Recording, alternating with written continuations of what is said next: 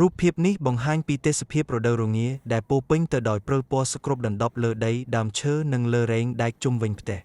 នៅកណ្ដាលរូបមានក្មេងតូចម្នាក់កំពុងឈរលេងលើព្រិលគាត់ស្លៀកអាវកក់ក្ដៅពណ៌ក្រហមមានមុខពណ៌ស្វាយលីពណ៌ផ្កាឈូកនិងស្រោមដៃពណ៌ផ្កាឈូកខោរបស់គាត់មានលំនាំគំនូរតូចហើយពាក់ស្បែកជើងសម្រាប់រដូវរងាមើលទៅគាត់កំពុងយកព្រិលមកក្ដាប់ក្នុងដៃដូចជាកំពុងលេងឬត្រៀមធ្វើបាល់ព្រិលហើយមានមុខញញឹមបន្តិចបង្ហាញពីអារម្មណ៍រីករាយ